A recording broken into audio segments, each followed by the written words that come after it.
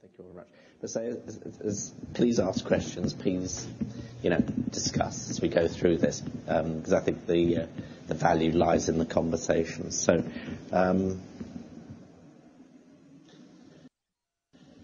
what we're going to do is roughly talk. You all have the slides? Is that correct? Okay.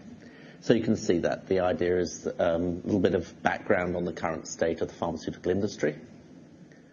We're going to look at attrition in phase 2 and why things fail.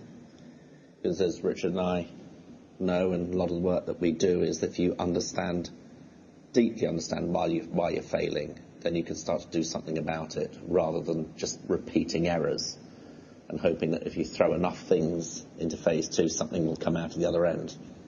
Unfortunately, it doesn't work that way. We'll talk a little bit about POC and the idea that you need to agree up front what the criteria are for go, no-go decisions. Now, you may want to adjust them at some point based on emerging evidence, either on your drug or on somebody else's. But don't run the experiment and then work out what you've got. It's the idea is you need to be prospective views of this. Hard, analytical in setting goals and targets. We'll then touch on the idea that it isn't sentiment and it isn't necessarily the market value or anything else. It's science that drives proof of concept, good science. And if you sort of deviate away from that, then you tend to end up in trouble.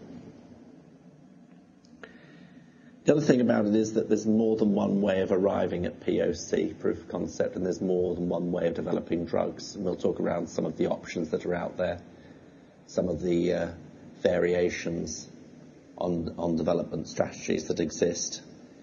And it's a case of choosing the right strategy for the science, the drug, the market, the patient that you have. Clearly, choose the right one, because that's ultimately what drives value and success for your companies. And then we'll have some discussion around some of the criteria that are important for quality POC decision making. But again, please talk and question as we go through that. But that's the sort of the idea behind this morning's workshop. This first slide is a little bit around the current state of the industry. The very top of it, you'll see that the pharmaceutical industry is still big. By 2015, it's thought there's going to be about $1.1 trillion being spent on medicines.